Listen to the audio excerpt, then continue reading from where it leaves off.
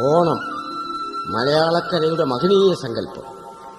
മനുഷ്യരെല്ലാവരും ഒന്നുപോലെ കഴിയുന്ന സമത്വ സുന്ദര വ്യവസ്ഥിതിയുടെ സുമോഹന സ്വപ്നം.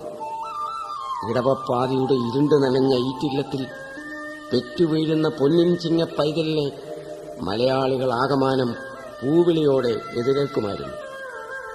കർഷകവൃത്തിയാൽ കായം തളർന്ന കേരളത്തിലെ ഗ്രാമീണ ജനത അല്ലലെല്ലാം മറന്ന് മാവേലി മന്നനെ എതിരേൽക്കാൻ കുളിച്ച് കോടിയുടുത്ത് സദ്യ ഒരുക്കുമായിരുന്നു.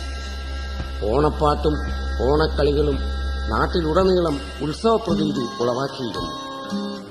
ഓണനിലാവിൽ അലിഞ്ഞുചേരുന്ന ഊഞ്ഞാൽപ്പാട്ടിന്റെ ഈരടികൾ നാടാകെ മാറ്റൊലിക്കൊള്ളുമായിരുന്നു. എല്ലാം ഇന്നലെയുടെ ഇരുളിൽ അണ്ടുകഴിഞ്ഞു. ഓണമിന്ന് മലയാളിക്ക് ഹർഷോന്മാദമുളവാക്കി